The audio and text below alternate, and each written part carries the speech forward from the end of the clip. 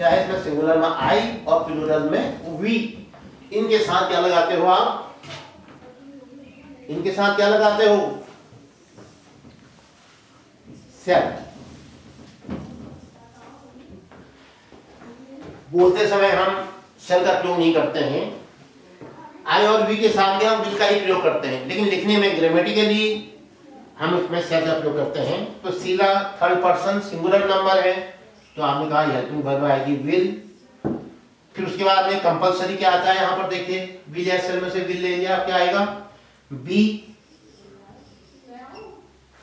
शीला आपने कहा कि शीला कल दिल्ली जा रही होगी, शीला विल बी, जाने को क्या कहते हो, गो, गो में आईएनजी लगाओ, गोइंग कहां, दिल्ली को, प्रीपोजिशन टू लगाओगे, को के अंग्रेजी, और दिल्ली कल को, कल के आने वाले कल के अंग्रेजी क्या होती है, हाँ बताइए, tomorrow. Sheela will be going to Delhi tomorrow, आने वाला कल टुमारो, बीता हुआ कल यस्टरडे। तो आपने कहा अब बच्चे कल नदी में तैर रहे होंगे, कोई इसके अंग्रेजी बनाइए, बच्चे, बोलो एक बच्चे को क्या कहते हो, चाइल्ड, और इसका प्लूरल क्या बनता है, चिल्ड्रन। अब इसके आगे क्या लगाते हैं आप, article the children, plural number में है, इसके लिए आर्टिकल लगता है द चिल्ड्रन। अब बताइए यहाँ विल या सेल में से क्या आएगा, आपने तो अभी कहा था कि सेल तो केवल फर्स्ट पर्सन के साथ आता है, आई और बी के साथ। द चिल्ड्रन कौन सा पर्सन है, थर्ड पर्सन, प्लूरल नंबर, तो इसके साथ क्या आएगी, हेल्पिंग वर्ब विल। और फ्यूचर में आपने कहा कॉन्टिन्यूअस में बी परमानेंटली आता है सबके साथ, विल बी। और फिर क्या कहा आपने, वर्ब आएंगी, तो क्या शब्द था, बच्चे कल नदी में तैर रहे होंगे, तैरने को क्या कहते हो, स्विम, तैरने को क्या कहते हो, स्विम। तो स्विम में आएंगे लगाओ, स्विमिंग,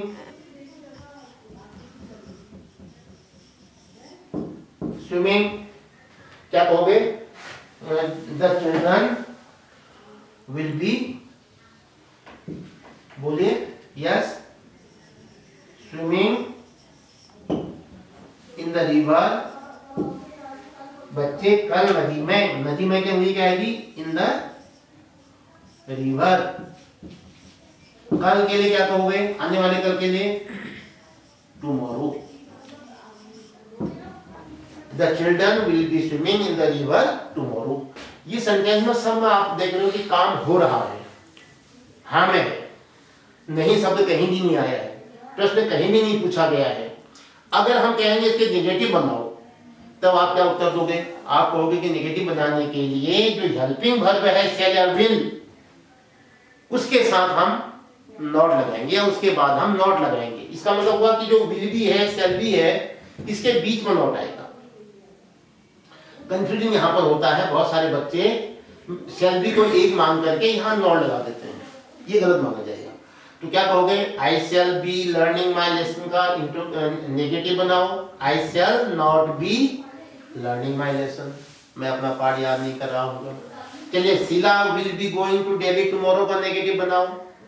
आप कहोगे कि बी के बाद नहीं, विल और बी के बीच में, यानी पहली जो हमारी हेल्पिंग वर्ब है विल या शैल, उसके बाद नॉट लगेगा। Sheela will not be going to Delhi tomorrow.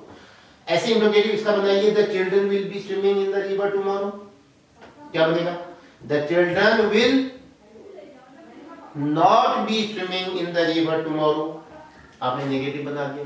अब इसी का इंटरोगेटिव बनाइए, I shall be learning my lesson का मतलब है मैं अपना पाठ याद कर रहा हूँ।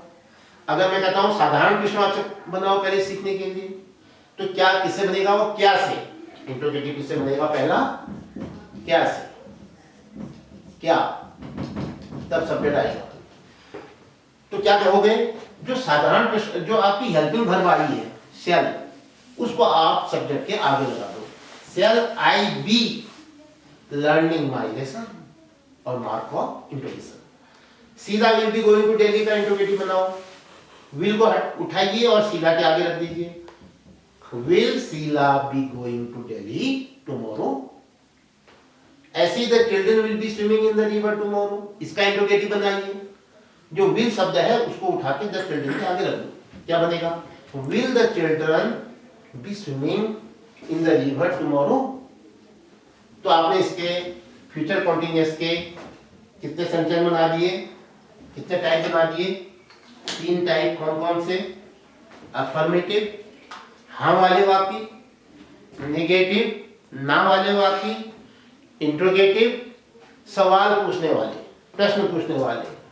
तो इस ढंग से हमने ए इंडेफिनिट पूरा किया फ्यूचर का, फिर हम बी में आए कॉन्टिन्यूअस पूरा किया। अब हम सी में जाएंगे। Now we shall move to third form of future tense. क्या है थर्ड फॉर्म? प्रेजेंट पास्ट की तरह याद करो। जैसे प्रेजेंट में आपने 4 फॉर्म, पास्ट में भी वही 4 फॉर्म, वही 4 फॉर्म हम फ्यूचर में भी कर रहे हैं। क्या है वो बताइए? हाँ बोलिए। फ्यूचर बताइए बताइए। Perfect, mister perfection, perfect tense. Future perfect tense. इसी से आपको अनुमान लग रहा है कि परफेक्ट शब्द से परफेक्ट मतलब होता है पूरा, कंप्लीट, संपूर्ण। इसमें क्या है कि आने वाले समय में जो काम हो रहा है ऐसा होता है कि ऐसा भाव होता है कि वो पूरा हो गया है, पूरा कर लिया गया है।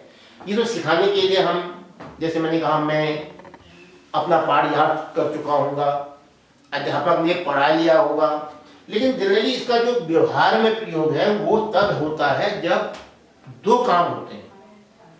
जहां पर 2 काम होते हैं, जैसे घंटी लगने से पहले मैं विद्यालय पहुंच गया हूंगा, पहुंच चुका हूंगा।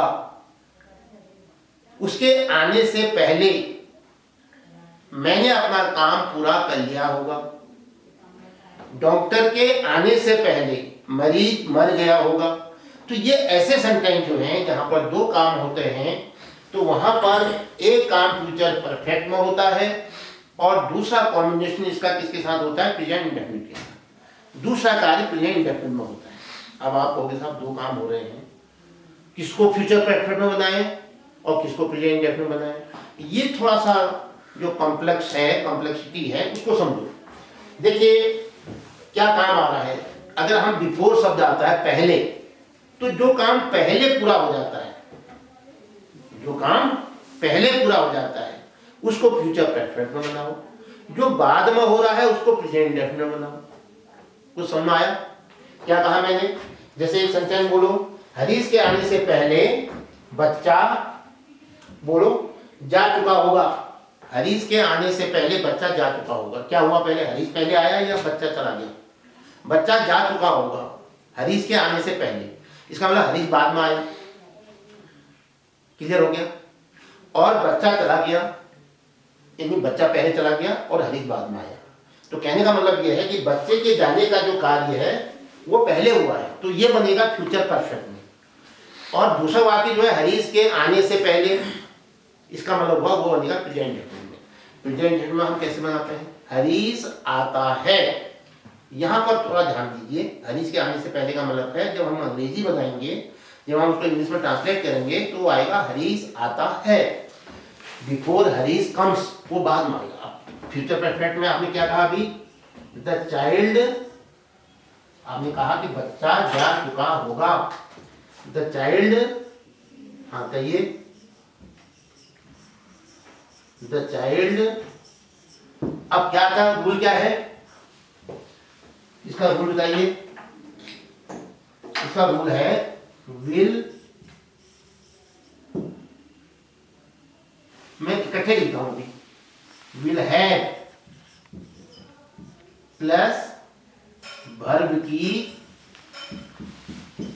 Third form, will have plus verb की।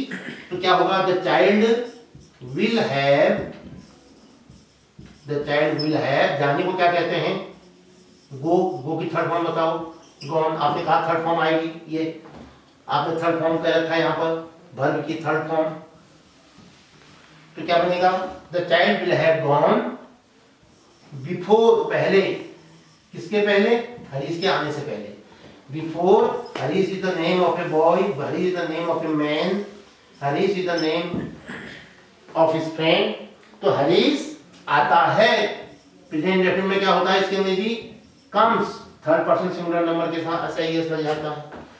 तो आपने बताया हरीश के आने से पहले बच्चा जा चुका होगा, the child will have gone before Harish comes. दूसरा वाक्य देखो, एक वाक्य बोलो, मेरे आने से पहले अमन खाना खा चुका होगा। मेरे आने से पहले अमन खाना खा चुका होगा, इसका मतलब खाने का काम हो गया है। तो जो काम हो गया है उसको आप फ्यूचर परफेक्ट बनाओ। अमन खा चुका होगा कि इंग्लिश क्या बनाओगे, वो परफेक्ट में बनेगी, विल हैव प्लस वर्ब की थर्ड फॉर्म अमन के साथ लाओ, क्या बना, अमन। हाँ आगे बोलो, विल हैव, खाना खाने को हम ईट कह लेते हैं, थर्ड फॉर्म बताओ, ईटन। खाना खाने को हम क्या कहते हैं, या तो टेक कहते हैं, have taken feed, have taken food, और या क्या कहते हैं, ईट कहते हैं। अगर आप ईट शब्द का प्रयोग कर रहे हो तो थर्ड फॉर्म क्या आएगी, ईटन, खाना, फूड। किसके पहले, क्या शब्द है, मैंने क्या कहा आपसे, मेरे आने से पहले, पहले की अंग्रेजी आपने कहा बिफोर। मेरे आने से का मतलब क्या हुआ, मैं आता हूं, before I come, before I कम। ये क्या आ गया आपका परफेक्ट टेंस। इसमें थोड़ा कठिनाई आ रही है। अगर मैं कहता हूं कि बच्चे खेल चुके होंगे, ऐसे अंग्रेजी बनाओ सिंगल सेंटेंस में, the children will have play, teacher